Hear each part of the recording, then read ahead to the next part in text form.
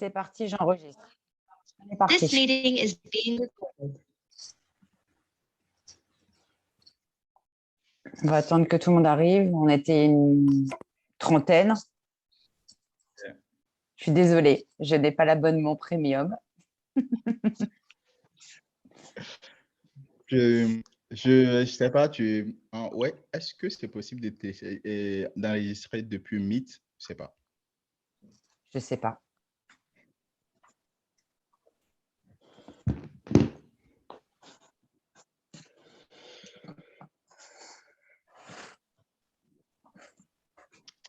Sinon, les gars, est-ce qu'il y a des questions par rapport à la partie storytelling et tout?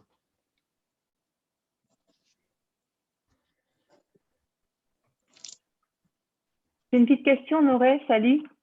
Ouais, vas-y. Est-ce qu'on doit toujours adopter le même ton? Par exemple, ouais, le même ton, la même façon d'écrire. Par exemple, si on est sur le ton de l'humour, est-ce qu'on doit toujours être sur le ton de l'humour ou quelquefois on peut changer le registre? Dans tous les cas, ta question, elle vient parce que la troisième partie, c'est la partie ton. Parce qu'actuellement, on a juste structuré l'histoire. Il faudrait donner via l'histoire. Et là, il faudrait en fait voir tout ce qui touche les trucs en fait du ton. On attend juste, je vais répondre plus en détail en fait ta question tout à l'heure. Ça sera la troisième étape en fait. Je pense que ça vient dans la ligne, dans la charte éditoriale, en fait, tout ça. Tout simplement. Quand tu définis ta fréquence, oui. en principe, tu définis ta tonalité. Mais il va en reparler, je pense, après. Ouais, c'est ça. On ne peut pas dévier de la tonalité, en fait. Tu dis? On ne peut pas dévier une fois, de temps en temps. C'est pas le problème. Peut-être qu'il faut l'identifier dès le départ. Si on adopte le tutoiement, on garde le tutoiement. En grosso modo, oui, pour garder. Mais si on n'a pas envie d'être sur l'humour tout le temps, est-ce qu'on peut… Tu sais, en fait, le truc, c'est qu'il faut faire la différence entre l'humour et ce qu'on appelle rester en fait friendly. Il y a des gens qui restent en fait friendly, donc qui apportent en fait de la valeur de manière friendly, qui tutoient et qui font tout, mais gens qui ne sont pas vraiment dans l'humour tout le temps. Tu vois. Personnellement, dans ma communication, je reste toujours en fait sur le tu, mais je dirais pas que je fais rigoler les gens, tu vois. Donc, il y a vraiment, tu vois, au moins si tu sens en call avec moi directement, on peut super rigoler, mais genre, dans mon temps en fait de communication, je suis pas en mode, OK, on rigole. On peut voir en fait, par exemple, la communication de Tom. Tom, lui, il est dans le fan, il fait rigoler tout le monde, même dans sa création de contenu. Dans ses textes, on le sent directement. Tu vois. Donc, il faut juste en fait voir à quel niveau, même si tu veux rester en fait sur le tu, jusque si tu prends en fait une ligne éditoriale, c'est-à-dire que tu prends en fait un ton, il faut juste en fait garder ça le plus longtemps possible. De temps en temps, tu peux intégrer, mais il faut juste pas que les gens se perdent, simplement. Ouais. Donc, après le storytelling, ça serait simplement en fait le ton et les valeurs, simplement. Parce qu'on a en fait actuellement notre histoire et l'histoire, le storytelling, en fait, ça va constituer en fait la colonne vertébrale en fait de ta communication. Mais le storytelling, simplement comme ça ne donne pas envie. Donc, il faudrait qu'on donne simplement en fait une tonalité en fait à la communication. Donc, est-ce que tu veux être du genre cool ou bien en fait tu veux être du genre corporate? Tu vois, est-ce que, voilà, par exemple, je prends le cas, moi, personnellement, en fait, je suis quelqu'un, en fait, d'assez généreux. C'est-à-dire que, bon, je prends énormément de calls, je donne des coachings gratuits énormément, généralement les vendredis, tu vois. Mais en même temps, je ne veux pas, en fait, que les gens me considèrent comme un bête, le gars qui ne peut pas facturer. Non, c'est pas ça. C'est que ça fait partie, en fait, de ce que j'ai envie de transmettre. Pour moi, en fait, ça fait partie, en fait, la bienveillance, ça fait partie, en fait, des valeurs que je défends et du coup, être généreux, pour moi, c'est la base. Donc, j'essaie en fait de l'introduire dans ma communication. J'essaie de l'introduire en fait dans mon entreprise et tout. Donc, je veux en fait tutoyer, mais je ne veux pas être impoli. Aussi simple que ça. C'est pas parce que je tutoie les gens que ça veut dire simplement que je suis impoli. J'ai en fait des limites. Donc, l'idée, c'est que au niveau en fait du temps, il faut juste savoir en fait les limites. Est-ce que je vais être telle chose, mais je ne veux pas être telle chose. Donc, tu vas te cadrer en fait à l'intérieur sans dépasser. C'est comme si tu dis, OK, en fait, je vais être en fait une personne cool. Oui, mais peut-être il y a des annonces que tu as besoin en fait d'être un petit peu corporate. Tu vois? Donc, il y a des trucs, des annonces que tu as envie de faire ou genre tu fais de temps en temps ou supposons que quand un client te contacte, personnellement, même dans ma proposition en fait de service, de temps en temps, je mets en fait même des emojis. Donc, tu peux rester en fait cool, mais par exemple, dans ta proposition, tu peux dire, OK, je ne mets pas d'emoji, je reste vraiment professionnel, je reste vraiment carré, corporate. Tu peux le combiner, mais juste que dans ta communication, tu gardes le même ton, mais genre, à chaque niveau en fait, de ton système, il faut juste avoir en fait un ton que tu respectes. Et ensuite, à côté en fait du ton, et il faudrait aussi penser en fait à tes valeurs. Par exemple, aujourd'hui, ce qui va faire de la différence, si moi je raconte par exemple une histoire et tout, ce qui va faire la différence, c'est que peut-être que si moi je suis quelqu'un qui est contre en fait, qui adore en fait l'environnement, ou par exemple, si je suis par exemple un antiraciste ou par exemple je suis féministe, c'est que dans ma communication, je vais aborder de temps en temps en fait ces valeurs. Et donc, quand une personne dit, bon, OK, il y a plusieurs consultants aujourd'hui sur LinkedIn, je vais bosser avec qui? La personne va préférer en fait, je dis, bon, OK, je préfère aller bosser avec cette personne parce que cette personne, elle s'intéresse en fait à l'environnement et moi, c'est vraiment les personnes avec qui j'ai envie de bosser. Donc, il y a en fait ce côté valeur qui est très intéressant aussi qu'il faudrait que vous preniez en considération. Donc, c'est après, donc, la première étape, vous avez structuré tout, vous avez fait des recherches, vous avez compris votre client, vous savez en fait votre backstory, le backstory en fait de vos clients, vous avez un petit peu, vous avez les informations. Deuxième niveau, vous structurez en fait votre story, en fait, le storytelling, l'histoire en fait de votre marque personnelle. Ensuite, vous déterminez simplement la tonalité que vous allez utiliser et vous allez simplement aussi faire ressortir en fait les valeurs que vous voulez défendre. Par exemple, si vous êtes des personnes, qu'on prend par exemple l'exemple de choses comme l'exemple de Théo ou les autres, en fait, on va voir qu'ils aiment beaucoup parler en fait de l'entrepreneuriat, ils parlent en fait de l'employabilité, tu vois. Donc, par exemple, si on prend en fait l'exemple de plusieurs personnes, par exemple, l'exemple en fait de choses comme Nina, on va voir qu'elle parle beaucoup plus en fait sur le féminisme et tout. Ça fait partie en fait de ses valeurs et vous allez voir qu'aujourd'hui, les gens autour d'elle ou bien en fait des personnes avec qui elle travaille, en fait, généralement, sont les gens qui ont les mêmes valeurs que elle. Donc, elle crée en fait cet environnement autour d'elle et les gens viennent vers elle pour qui elle est. Et donc, ça fait en fait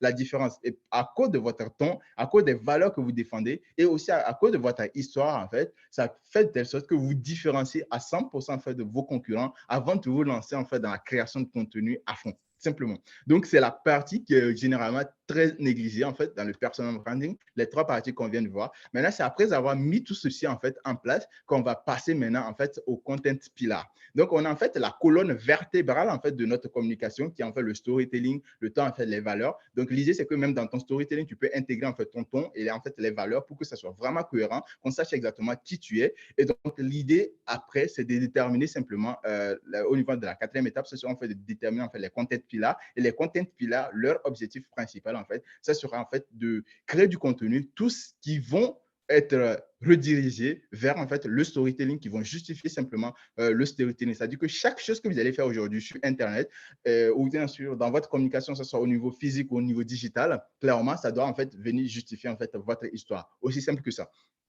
Donc, le storytelling va constituer en fait la colonne vertébrale et c'est comment, vous voyez, genre les côtes et tout, ça seront en fait les content pillars que vous allez faire ressortir. Et comme vous le savez tous, c'est à ce niveau on va arriver avec les posts en fait de top of the funnel qui va générer simplement en fait beaucoup plus de la visibilité. Donc, on est en fait au niveau du content pillar, le middle of the funnel qui va générer beaucoup plus de la crédibilité et le bottom of the funnel qui va générer beaucoup plus de la légitimité. Donc, on va essayer en fait d'aller un petit peu plus en fait sur les détails. C'est-à-dire que bon, j'ai actuellement en fait la structure un petit peu de mon storytelling. J'ai mes objectifs qui sont quand même assez clairs. Pour mon entreprise, j'ai en fait ma vision là-dessus. Je sais en fait qui je vais aider, comment je vais aider. Je travaille sur mon offre. Tout est clair actuellement. Les valeurs, ma tonalité, ça c'est top. Maintenant, je vais voir en fait comment en fait je vais décliner en fait mon histoire, comment je vais décliner en fait ma proposition de valeur, comment je vais décliner en fait tout ce que j'ai appris pour que les gens comprennent exactement l'image que je vais faire véhiculer. Donc, mon personal branding, mon image personnelle. Donc, quand on parle par exemple au niveau en fait du bottom of the funnel, et c'est ce que moi je commande aujourd'hui, on va voir que sur LinkedIn, tout le monde dit que quand tu commences simplement, il faut faire middle of the funnel, bottom of the funnel et tout, top of the funnel. Et clairement, c'est du n'importe quoi si tu commences. Moi, je ne conseille pas du tout. Et il y a Lucas ici qui est là ici qui va qui va témoigner simplement. Parce qu'il y a des posts, en fait, même de bottom of the funnel qui va te permettre simplement d'atteindre en fait, les 600 000, les 700 000 vues si tu travailles vraiment sur, comment on appelle les gens, ton contenu, s'il est très bien structuré. Donc, ce n'est pas seulement en fait, le top de funnel qui fait beaucoup de vues. Même le bottom de funnel, ça fait beaucoup de vues. Il faut juste en fait savoir vraiment comment l'organiser. Et pourquoi quand on commence, en fait, ce n'est pas très important en fait, de se disperser parce que les gens ne savent pas qui vous êtes.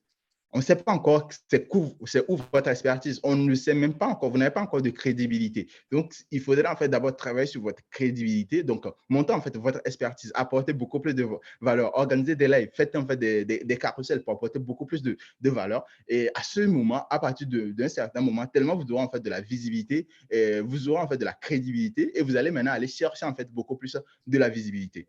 Donc, comme je le disais, en fait, sur cette partie, on aura en fait, bon, on va essayer de voir en fait le bottom des funnel. Donc, si je prends toujours le cas de quelqu'un qui veut faire en fait du personal branding, dont la personne va aborder les thématiques en relation avec la création en fait, de contenu, elle va aborder la thématique en relation avec le storytelling, elle va aborder la thématique en relation avec comment en fait trouver en fait les valeurs, comment mettre en place en fait les content pillars, comment choisir en fait la bonne plateforme où tu dois être. Donc vraiment ça, c'est vraiment le top, c'est vraiment les trucs qui montrent en fait son expertise par rapport à sa compétence principale.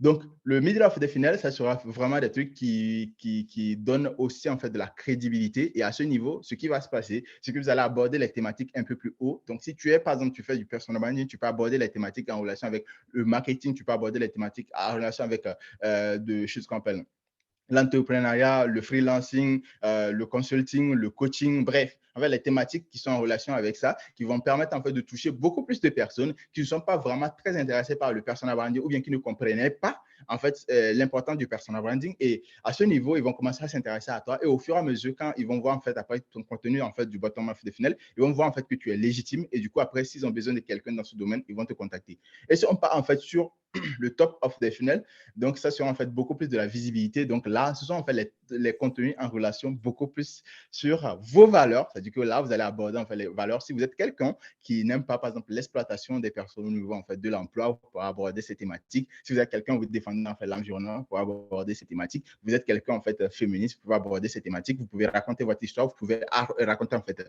votre journée en tant qu'entrepreneur. Vous pouvez vraiment aborder plein de thématiques dans cette partie qui va faire beaucoup plus de visibilité, qui va vous donner beaucoup plus de visibilité. Et ensuite, les gens ils vont descendre au fur et à mesure en fait, dans votre tunnel.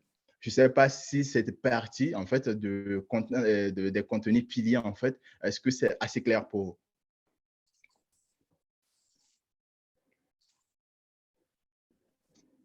Très clair, Honoré. Hello? Super. Super. D'accord. Donc, après d'avoir en fait déterminé en fait les contenus piliers, et c'est assez clair en fait pour nous, on sait en fait comment on va décliner notre histoire. Donc, tous les contenus qu'on va créer, l'idée c'est de venir soutenir en fait l'histoire qu'on a racontée, notre backstory. L'idée c'est de venir vraiment soutenir ça. C'est très important. Maintenant, quand on a en fait nos piliers, c'est à ce moment en fait on va penser maintenant à la plateforme sur laquelle en fait on veut se retrouver. Aujourd'hui, il y a plein de plateformes où on peut aller simplement développer son personal branding, mais je vais prendre le cas principalement en fait de LinkedIn parce que c'est là-dessus en fait on est aujourd'hui. En tant qu'entrepreneur aujourd'hui, nous devons tous avoir en fait une présence sur cette plateforme parce que c'est là que se trouve en fait la majorité de nos clients, et aussi ça permet en fait d'avoir une vitrine en fait assez concrète en fait pour vous faire contacter ou bien pour votre légitimité.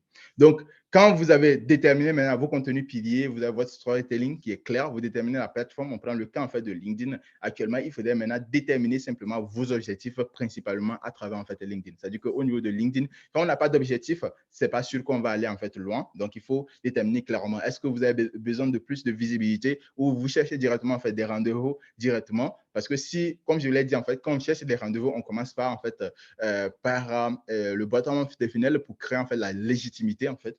Maintenant, quand on veut en fait beaucoup plus de la visibilité, de la notoriété, on va directement aller chercher en fait le top of the funnel. Donc, il faudrait simplement en fait dire, OK, moi, à ce niveau, qu'est-ce que je cherche en fait? Quels sont mes objectifs? Mes objectifs, il faut juste que ça soit en fait smart. Simplement, vous allez déterminer vos objectifs. Qu'est-ce que vous voulez concrètement? J'ai envie de faire en fait 1 million d'impressions sur un mois. Du coup, sur 1 million d'impressions sur un mois, comment je le fais? Mon post un post en moyenne, combien je fais en fait en termes de vues? OK, je fais en fait 1000 vues, 10 000 vues en fait en moyenne sur un post. Du coup, si je fais en fait 10 000 vues en moyenne sur un post, donc ça veut dire que si je fais un post par jour, sur 10 jours, simplement, ça me fera en fait 100 000. Donc, ça fait 300 000 sur un post par jour pendant chose.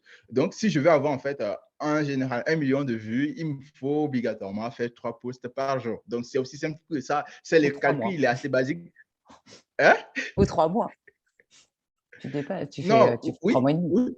Ça dépend. Voilà, après. Exact. Soit tu le fais sur 3 mois, ou simplement tu peux le faire en fait 3 posts par jour. Et aujourd'hui, tu vois, les personnes en fait qui créent 3 posts par jour sur LinkedIn et tout, en fait, pour dire en fait après ils ont fait 1 million de vues en un mois, un truc comme ça. Généralement, en fait, ce sont des calculs comme ça. C'est pour ça que beaucoup de personnes sont en course par rapport au contenu. Et clairement, moi, je me dis fixer les objectifs en fonction en fait fixer les objectifs en fonction de vos moyens. Ne vous mettez pas trop de pression. Il y a des gens qui créent un post et qui partent en mode viral, mais ne vous lancez pas dans cette conquête en fait de la viralité. Ce que vous avez besoin en fait, ce sont les clients. Il y a des gens qui font des posts à 600 vues, à 1000 vues et qui génèrent en fait des rendez-vous énormes parce que voilà, ils sont super nichés et qu'ils apportent de la valeur à leur client cible. Et donc, pas besoin en fait de vouloir toucher tout le monde. Et quand vous vous lancez en fait à la course en fait de la visibilité, vous allez finir par créer des contenus du genre bonjour tout le monde sauf ça. Et vous allez faire beaucoup de visibilité, mais personne ne sait ce que vous apportez concrètement. Donc, déterminez votre objectif de manière précise. Essayez en fait de le détailler, genre de le décomposer un peu en petits objectifs. Comment vous mettez en place? OK, si je vais créer en fait un post ou bien 2 posts par semaine, moi concrètement, combien de temps en fait je vais rendre, j'ai en fait dans la semaine que je vais accorder en fait à la création de contenu. Donc, supposons que j'ai 2 heures du temps, je me dis, bon, OK, 2 heures du temps, combien de posts je vais créer? Comment je me structure? Est-ce que le lundi, je vais chercher des idées? Le mercredi, je vais essayer en fait de les écrire. Le vendredi, je vais les écrire et les poster ou bien les garder et les poster tous les jours. Bref, l'idée, c'est qu'à partir de vos objectifs, vous allez essayer en fait de les décliner et ne vous basez pas en fait sur ce que font les autres. Clairement, parce que si aujourd'hui, vous n'avez pas la possibilité, il y a des personnes qui ont, par exemple, une équipe derrière qui s'en charge. Par exemple, si je prends l'exemple en fait, de mon pote Hugues. Hugues, il a une équipe, il y a des gens qui l'aident en fait à trouver des idées, il y a des gens qui lui montrent des vidéos. Tu vas voir qu'il est sur TikTok, il est sur Instagram, il est sur LinkedIn. Et du coup, si toi, tu veux suivre en fait son rythme alors que tu es seul, bah, c'est sûr que tu vas te tirer en fait une balle dans le pied. Donc, il faut fixer les objectifs en fonction Mais en fait, de tes moyens. c'est réalisable. Il faut faire des choses Voilà, réalisables, exactement. mais un post par jour, enfin, pour ceux qui me suivent, ça fait plus d'1 an que ça dure, c'est possible. Un post par jour avec en plus un D'accord. visuel. Donc, Contrairement à tous les autres, j'ai des visuels. Donc, c'est possible. voilà. Donc, l'idée, c'est qu'il faut voir ce que vous êtes capable de faire et vous allez mettre ça simplement en place. Et donc, la deuxième étape, c'est sur en fait, l'optimisation en fait, de votre profil LinkedIn. Il ne faut pas oublier en fait, que lorsqu'on parlait en fait, du storytelling, vous avez déjà travaillé en fait, sur votre proposition de valeur. C'est assez clair.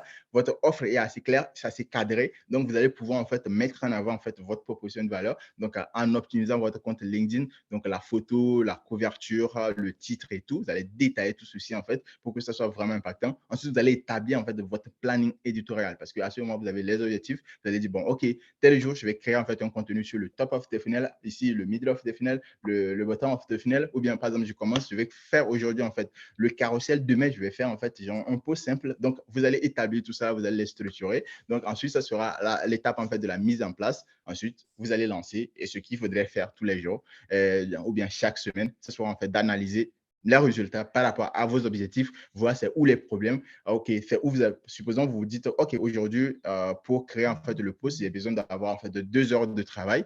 Et donc, vous faites 3 heures de travail. Après, il faut vous demander en fait, c'est où le problème. Est-ce que c'est vous qui avez sous-estimé en fait la charge ou simplement c'est parce que vous, derrière, vous n'étiez pas concentré, vous écrivez en fait une ligne, vous allez sur LinkedIn, vous commentez et tout. Il faudrait en fait optimiser tout ça là pour après tout faire sortir en fait votre système. Et ce qu'il faudrait noter en fait finalement, c'est que pour pouvoir en fait accélérer tout ceci, il faudrait simplement avoir en fait un système. Ne jamais passer en fait sur une feuille blanche, la création en fait des posts sur une feuille blanche. Il y a des templates, il y a en fait des structures en fait de copywriting que vous devez essayer en fait de prendre et adapter. Il y a des personnes qui créent du contenu. Il ne faut pas copier. Vous analysez en fait juste la structure. Vous prenez en fait la structure, vous l'adaptez et clairement ça va vous aider en fait à accélérer votre processus en fait de création en fait de contenu. Donc si je reprends un petit peu rapidement, c'est que si vous voulez lancer aujourd'hui créer en fait du personal branding, ça ne va pas se limiter juste en fait à la création de contenu, ça ne se limite pas uniquement sur les contenus, choses, le top of the funnel, middle of the funnel et tout. Vous devez d'abord commencer par travailler sur votre ADN. Donc l'image, vous voulez faire avec l'histoire en fait qui va venir vraiment susciter en fait l'intérêt, donc qui va attirer les personnes, donc qui va mettre en avant votre qui et le pourquoi vous faites ça. Vous devez comprendre en fait votre clientèle idéale. Vous devez analyser en fait votre environnement. Ensuite, vous allez voir le storytelling, vous allez regrouper en fait ces informations que vous avez eues au niveau de l'ADN pour créer en fait votre histoire. Vous allez faire la fusion entre vos valeurs, votre tonalité, les choses qu'on appelle les peurs, les croyances en fait de vos clients et tout pour le structurer tout ceci en fait en une histoire qui résonne avec votre clientèle. Ensuite, ce qui va constituer en fait la colonne vertébrale en fait de votre stratégie globale. Ensuite, en se basant sur ça, vous allez le décliner en plusieurs choses qu'on appelle contenus piliers. Et ces contenus piliers, quand vous allez avoir ça, vous aurez en fait la stratégie globale en fait de votre identité, votre image personnelle que vous voulez développer. À partir de là, vous allez voir en fait quelle plateforme vous allez utiliser. Est-ce que vous allez être sur LinkedIn, sur Instagram, sur n'importe quelle plateforme. C'est à partir maintenant de cette plateforme, vous allez déterminer en fait les objectifs plus précis par rapport à la plateforme. Vous pouvez être sur 2 plateformes, donc, mais il faudrait que vous soyez sûr en fait de pouvoir tenir le rythme aussi simple que ça. Donc, par rapport à chaque plateforme, vous devez avoir des objectifs. Peut-être que tu peux te dire, OK, je vais utiliser Instagram en fait pour la crédibilité, ou bien je vais utiliser LinkedIn pour la crédibilité, Instagram pour la visibilité. Dans tous les cas, pour chaque objectif spécifique, vous devez établir simplement en fait votre planning éditorial et maintenant passer à la mise en place. Ensuite, il faudrait juste analyser, veiller et optimiser au fur et à mesure. Et pour moi, en fait, ce sont les étapes les plus simples en fait pour créer un personal branding et d'avoir en fait vraiment une image personnelle durable et qui résonne avec votre clientèle idéale. Donc, je ne sais pas si vous avez des questions. Est-ce que… Moi, j'ai une question. Ouais. Néo. Qu'est-ce que tu vas-y. penses, toi, d'être présent sur plusieurs plateformes, même si tu sais très bien que ton client n'y arrivera pas, mais au moins pour faire de la visibilité et prouver que ta marque existe, tout simplement. Si quelqu'un te cherche, par exemple, sur Facebook, si par exemple, on sait que tes clients n'arrivent pas par Facebook, est-ce que c'est important d'être sur Facebook pour toi? Personnellement, être sur plusieurs plateformes, c'est bien. Mais comme je le disais tout de suite, quand tu commences en fait de zéro, l'idée, c'est de rester focus en fait sur une plateforme, faire en fait ta visibilité, donc faire en fait, montrer en fait ton expertise. Ensuite, tu vas, comme toutes les plateformes, sachez que quand tu as en fait beaucoup plus d'engagement, tu as beaucoup plus de portée que la majorité de personnes. Donc, par exemple, aujourd'hui, si je fais en fait une annonce sur LinkedIn en disant, OK, les gars, je me lance en fait sur TikTok, c'est sûr que bon, d'ici le soir, même si je me retrouve avec, je sais pas moi, 50 abonnés ou bien 100 abonnés, je sais que ce sont 100 abonnés en fait de qualité, ce sont des gens qui me suivent, qui me font déjà confiance et qui ont envie en fait d'apprendre simplement comment je vais adapter mes contenus en fait sur cette plateforme. Et donc, ce sont des personnes qui seront plus engagées et ça ne serait plus en fait de partir de zéro. Alors que si tu arrives sur une plateforme nouvellement, tu vas te retrouver sur plusieurs plateformes, tu vas te disperser quand tu commences et tu vas te perdre. Il faut savoir aussi que ce n'est pas juste la création de contenu qui fait le truc en fait. C'est pas juste la création de contenu. Il faut échanger avec les gens, il faut connecter avec les gens parce que après tout derrière, c'est ça vraiment qui va apporter en fait le résultat derrière. Et ça ne sert à rien en fait de se disperser dans tous les sens. Voilà. Donc en gros, moi, je pense que être sur plusieurs plateformes, faire en fait du multi-channel, c'est cool.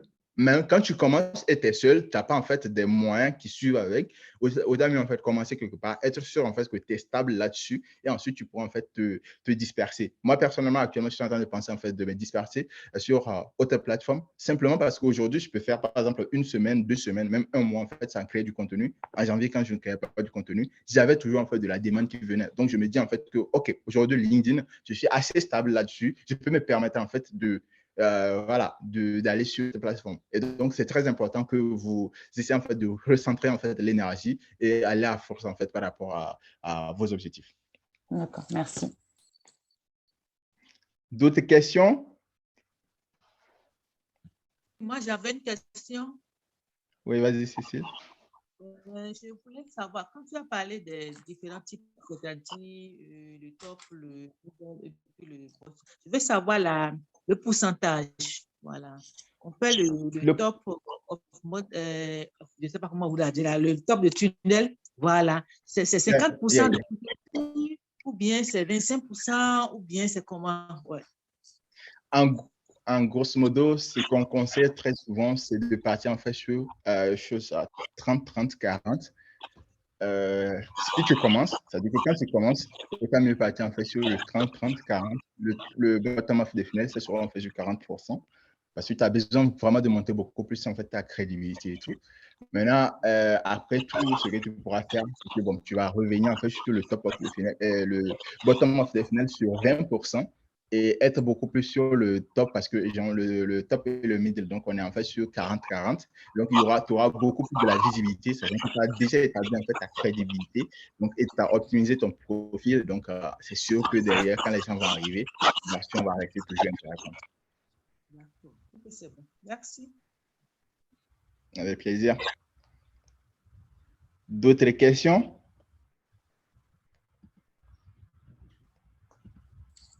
On avance. Je vois qu'il n'y a plus de questions. Donc, moi, de mon côté, c'est top. Je ne sais pas si Delphine a des choses à augmenter. Non, moi, j'avais pas la même façon de penser que toi, en fait, après, ça dépend qui tu es, tu vois. Après, moi, je fonctionne aussi pas seulement pour les entrepreneurs. On est d'accord qu'un entrepreneur qui n'est pas encore connu, il est préférable de se faire connaître d'abord sur un réseau professionnel et peut-être après aller sur Insta et décliner par rapport au temps. Après, tout dépend, en fait, du temps qu'il y passe, ce qu'il fait, ce qu'il crée, etc. Après, quand tu es une marque, j'estime en fait que c'est hyper important en fait d'avoir sa page Facebook, d'avoir sa page sur Insta. Si tu vends des godasses, si tu vends des fringues, je sais pas, ou des bijoux, ou enfin voilà, à l'infini, je reste persuadée en fait que c'est important en fait d'être présent. Et c'est pas le temps que ça prend en fait de de programmer en fait ou de poster, ça dépend ce que les gens préfèrent. J'estime que si quelqu'un cherche une marque de chaussures, si on la trouve pas sur Facebook, euh, je sais pas, moi ça me dérange en fait. Après, c'est bien de commencer à initier quelque chose autrement que en live en fait, si on a une boutique par exemple, que dans sa boutique. Oui, mais Sortir. en fait, c'est pas, tu peux créer en fait un compte. Mais le truc, c'est que maîtriser en fait les rouages en fait d'un réseau social quand tu es en fait tout seul pour être sûr en fait d'accélérer en fait ta croissance. Avoir une présence, c'est OK, tu vois. Genre, moi, j'ai en fait un compte Instagram, mais genre, je publie pas en fait. Je suis pas actif en fait là-dessus. Être actif, en fait, être sûr de garantir sa présence, c'est assez différent. Et c'est pour ça, en fait, qu'il est important qu'au début, tu choisis, en fait, pour toi, la plateforme où tu es sûr de toucher la majorité de ton Mhm. client cible. Tu peux créer, tu peux avoir une présence, supposons que tu es sur Facebook, tu es une marque, en fait, simplement, tu es sur Facebook, Instagram, ça, c'est facile parce que tu peux relier, en fait, la plateforme et puis, voilà, publier sur les deux plateformes. Mais il ne faut pas oublier que il faut aussi, certes, tu vas communiquer, tu vas avoir, en fait, des clients, mais il faut aussi avoir en fait du temps pour apporter des résultats à tes clients. Parce que si tu n'as pas du temps pour apporter des résultats à tes clients, parce que tu passes du temps à vouloir commenter, interagir sur toutes les plateformes, à créer du contenu sur toutes les plateformes, tu vas rapidement en fait flinguer en fait ta crédibilité. Il y a ça aussi. Mhm. Après, Yeah. enfin, c'est des choses différentes. Ce qui marche pour toi ne marchera pas forcément pour moi, et ce qui marche pour moi ne marchera pas forcément pour une marque de chaussures, etc. Tu vois. Donc on est tous différents. On est tous différents, et je pense que on n'est pas Ouais. voilà, c'est pas pareil. Ouais, bon, ça, je suis tout à fait d'accord. C'est comme si aujourd'hui, en fait, moi, pourquoi je dis en fait qu'il est important en fait de rester sur une plateforme, parce que tout le monde en fait n'est pas communicant. C'est pour ça que bon, si tu veux être sur plusieurs plateformes et tu as les moyens, tu peux embaucher en fait quelqu'un, le déléguer, C'est clair. tout. Tu sais que chacun en fait s'occupe de la plateforme, en fait que la personne maîtrise. Mais quand tu es seul, le problème c'est que si tu supposons en fait que tu prends une journée pour créer en fait 3 contenus pour LinkedIn. Tu peux en fait l'adopter en mode carrousel sur les autres plateformes, mais sur Instagram, le faire en mode TikTok et tout. Ça veut dire que simplement que tu vas finalement peut-être consacrer 2 jours ou 3 jours. Et clairement, quand par exemple, tu n'as jamais eu de client et tu viens d'avoir en fait un nouveau client, il faudrait en fait que ça aussi c'est tout nouveau pour toi. Il faut que tu aies suffisamment de temps en fait pour croiser en fait ton client, pour être sûr que ce Exact. que tu vas l'apporter, il aura des résultats. Donc, en gros, ça c'est pas, je dis pas que bon, tout le monde a parti en fait d'une seule plateforme, que c'est la règle, mais je pense qu'il faut d'abord voir ce que tu es capable de faire. C'est-à-dire que ce n'est pas obligé de te disperser sur toutes les plateformes, mais si tu as les moyens qui sont à ta disposition, bah, let's go. En fait, c'est Mhm. super bien d'avoir une présence sur toutes Mhm. les plateformes, mais il faut prendre en considération en fait, tes moyens. Il ne faut pas commencer à créer du contenu sur toutes les plateformes. Après tout, voilà, tu ne te sens plus du tout bien, tu as la tête qui est perdue. Voilà, c'est ça en fait le truc.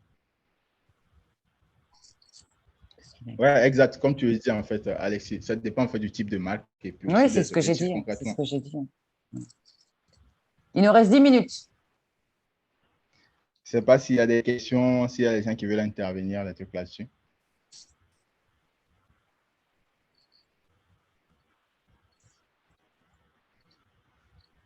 Je crois qu'on les a endormis.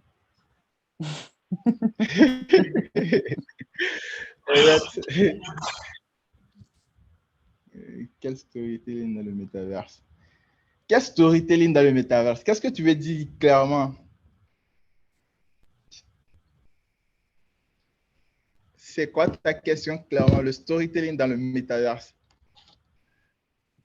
Ce que je veux dire, Jean, ce oui. que je veux dire, c'est que bon, c'est dommage, on n'a pas pu aborder le problème du métaverse, voilà, qui est un problème pour moi, où il va y avoir un univers qui sera commun avec une direction artistique commune, avec des valeurs imposées par le monde Facebook, où tu n'auras pas la liberté de t'exprimer et de pouvoir customiser soit ton personnage, soit ton discours, etc. Et donc, ça sera encapsulé dans le storytelling de Mark Zuckerberg.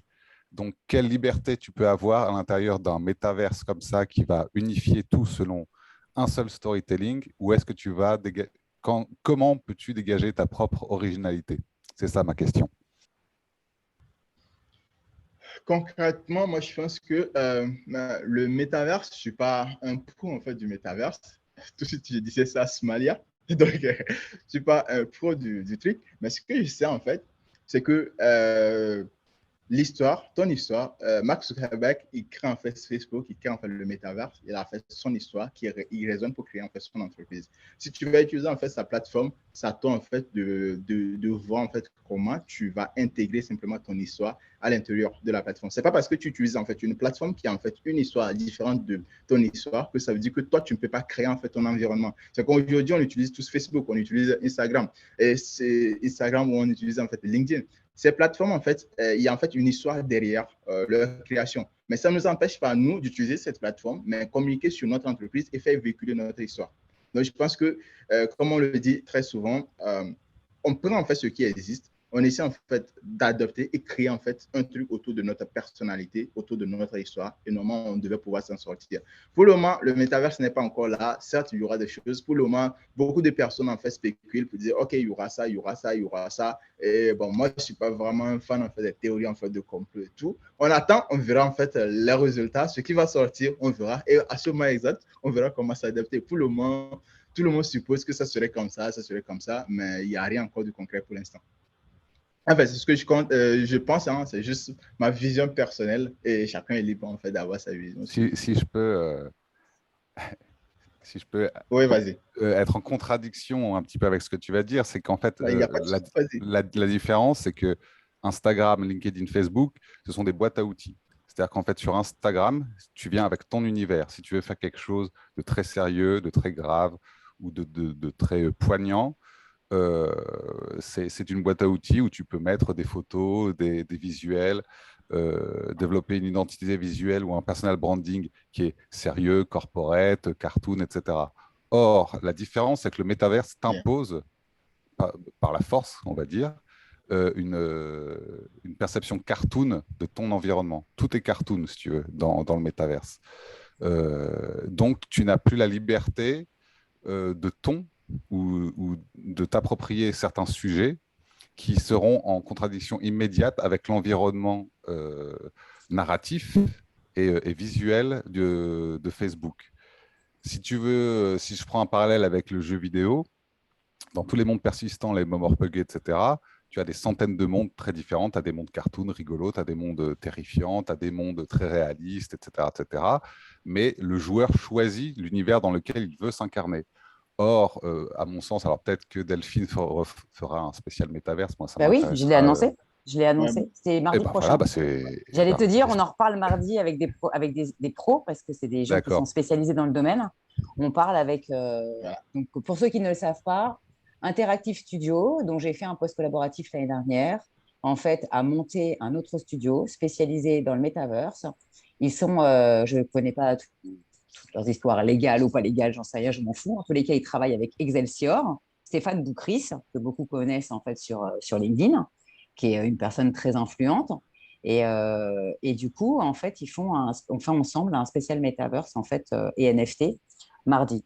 C'est justement en fait pour lever tous ces flous artistiques, si je puis dire, de comment on fait et quelle pertinence il y a pour nous, entrepreneurs ou marques ou start-up, à y aller ou à pas y aller. Voilà. Est-ce que c'est Ah oui, pertinent parce pour que Honoré d'y aller? Demain, il a envie de faire junior, j'en sais rien, de vendre des juniors virtuels. Il pourrait. Il pourrait. et Il pourrait ce qui est très génial, bien. si tu veux, c'est que dans le métaverse, tu n'as pas de jambes déjà, pour l'instant, hein. C'est-à-dire qu'en fait, t'es une espèce de petit fantôme flottant sans jambes. Donc déjà, si tu veux vendre des baskets pour des gens qui n'ont pas de jambes, ça va être un petit peu dur.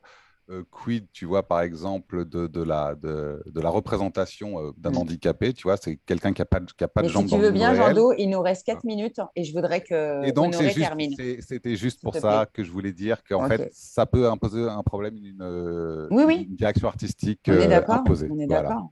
Et on s'en reparle mardi si tu veux. ça marche. Merci. D'accord.